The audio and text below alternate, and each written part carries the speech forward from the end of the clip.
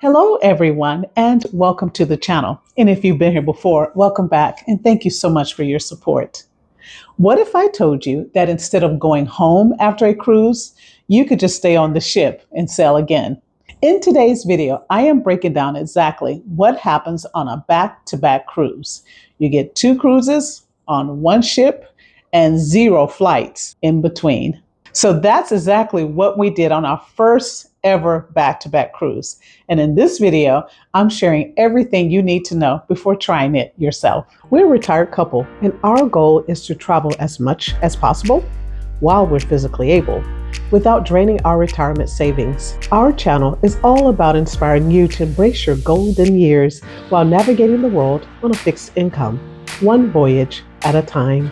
So we sailed on the Ruby Princess out of the San Francisco area. And this was a 16-day cruise going to Hawaii. So we stayed on board the ship after that cruise. And then we did an additional 11 days going to Mexico. So this was two totally different trips on the same ship back to back.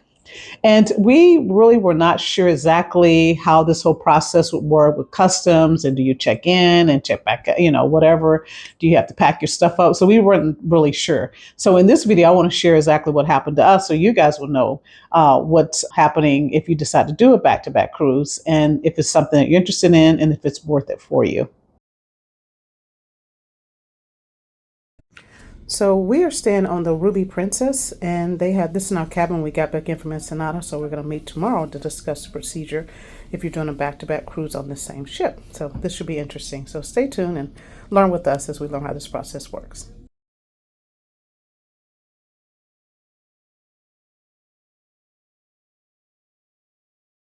Now, the meeting I thought was great. They actually had mimosas for us, and they treated us like royalty.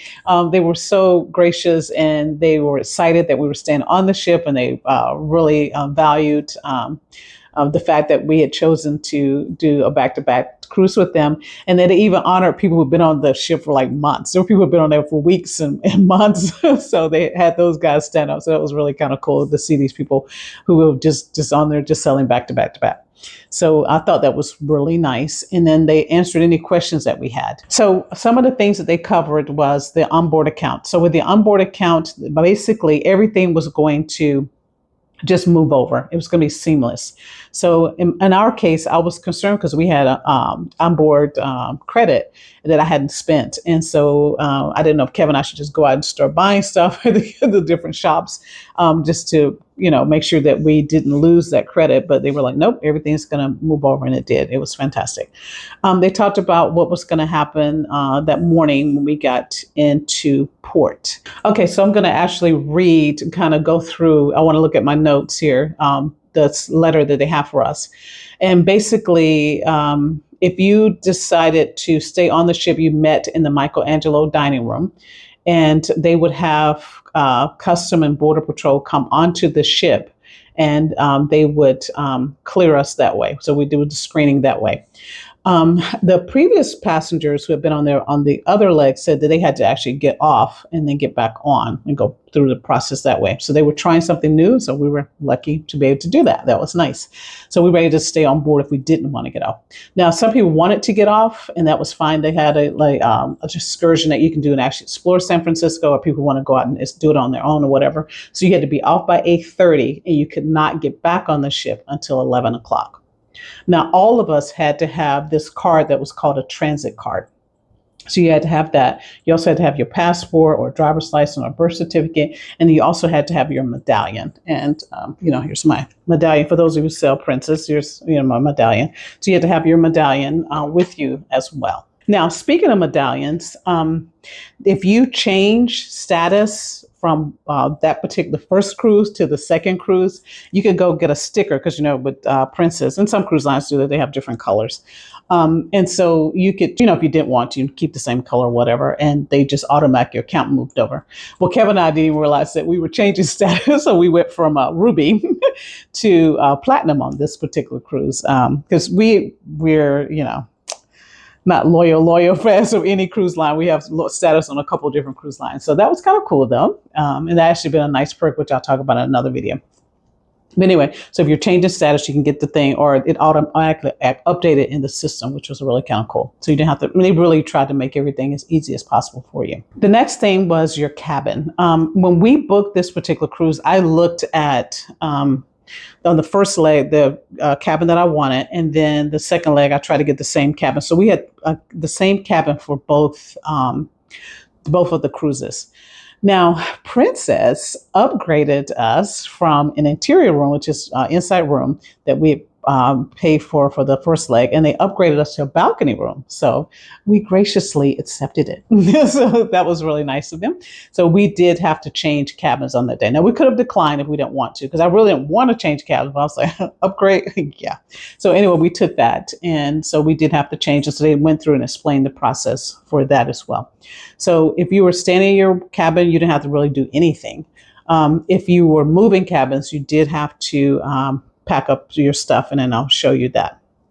Now, there were about 100 of us doing this on this particular cruise, going from one cruise, doing the back-to-back. So it was kind of cool. It was about 100 of us. So it was kind of nice to see those guys. And they said that was more than previous. And in fact, that second cruise was a lot more people, was fully booked, whereas the first cruise wasn't. I can talk about that in another video about the differences between these two cruises. It was interesting. Yeah, it was like two totally different cruises just based on the people that were there and how many people were on board. So that was very interesting to see. That was one of the things I have to say about a back-to-back is the cruises. It feels like two different cruises, even though you're on the same ship, just because of the people that are on it. And it was totally different. So anyway, we left that meeting and we felt like we had a pretty good grasp of everything that was going on. We left that meeting and went back to our cabin.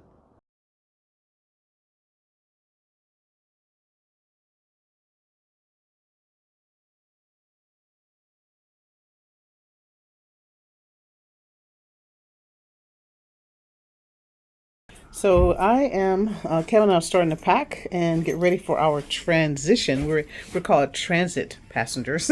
We're going to leave this interior cabin here and move over to another one. And so they're going to take all items that are on the hangers and just move them if we leave them there. And then any loose items, we're going to pack up and take those and put them in a suitcase. And I'm assuming, based on our little meeting we had today, that they're going to move all that stuff over. So interested to see what this is going to be like tomorrow, doing a back-to-back. So later on that afternoon, we did receive, additional note just reminding us of all that they had covered in the meeting. And if we still had any questions, we can contact guest services or call or, whatever. They were very, very supportive of us. And I felt like I'd been treated very well. And they were kind of spoiling us. It was nice.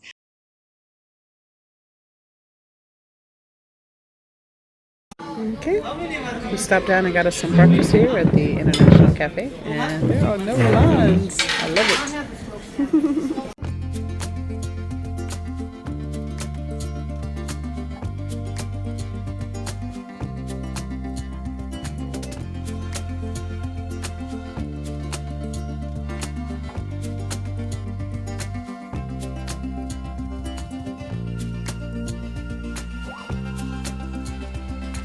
Custom border guy is going to come on the ship and clear those who are staying. And I guess we just hang out till our room is ready and prepare for the next cruise. They're moving people pretty quickly this morning. Seems like it's very organized. Okay, so we're down here in the Michelangelo dining room, and we're waiting for the custom guy to process us. Looks like he's processing the crew members. I don't know if they have to go through certain members if they're getting off. I'm not sure what the deal is with that. And then they'll do us, and then I guess we'll be free to roam the ship. Not quite sure. Here in the dining room, so we'll see what we get. So it is currently 9:30 a.m. and they've got everyone off the ship, so very efficient. So hopefully that will be the case when we get ready to get off. We'll come back to San Francisco, so we'll see.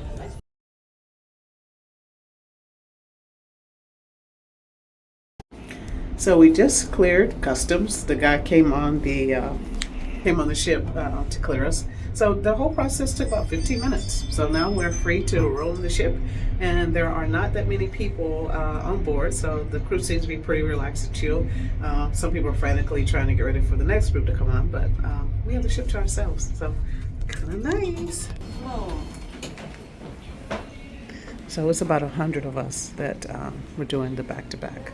And take some pictures of San Francisco during the day because, like I said earlier, we did not get a chance to see San Francisco during the day because we boarded the ship at night with that kind of bit of a fiasco embarkation for cruise number 1 here on the Ruby Princess. But we're going to be hopeful that this is going to be an awesome cruise number 2. So stay tuned.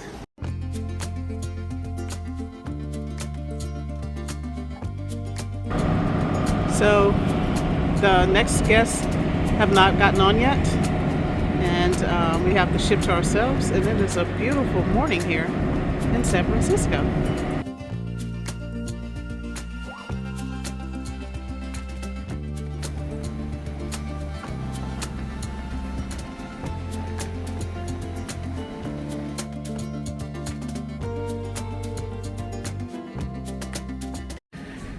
Okay, so we're back here on the same deck, and we're now at 531. So let's see what we get. So they've already moved our stuff. They said they will come in and move it, and so they've already done that. So all things are neatly hung on the hangers, and our suitcase have been placed. So was it worth it? Yes. This was the easiest thing for us cruising that I've ever done, and I definitely would do it again. I love the fact that there were no extra costs for us. I mean, we didn't have to pay for a hotel room. We didn't have to do transportation. We didn't have to worry about food. So, I mean, just the costs to me alone was great. So convenience, costs, it was fantastic. I really, really enjoyed it, and I would recommend this and plan on doing this again in the future. And I think also what was nice about this one was there were 2 different itineraries. So we were able to experience new ports, go to Hawaii and then to Mexico. And then we were also able to go back to places that we love in Mexico. So that was really nice as well. And then one place in Hawaii too. We've been to Honolulu before. So that was really nice as well. We felt like Princess did a fantastic job. And the gravy on top was, I finally got my San Francisco sail away, because if you see my previous video about the crazy embarkation that we had, we got on the first leg, we ended up sailing at midnight. So I missed the beautiful sail away underneath the Golden Gate Bridge. So on this one, and those poor passengers that won that first one, they didn't get to see it either. So this time, because I did do it back to back, I got a chance to do the San Francisco sail away. So that was really awesome.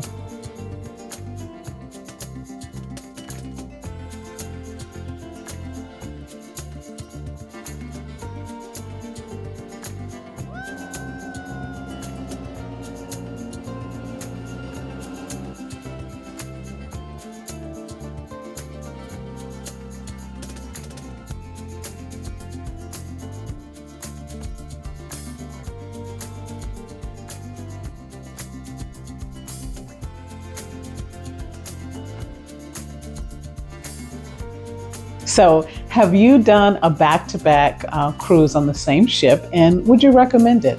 Please share your thoughts in the comments below. I would love to hear from you. Don't forget to like and subscribe to the channel so you can get more cruise tips and adventures. Until next time, take care everyone, and safe travels.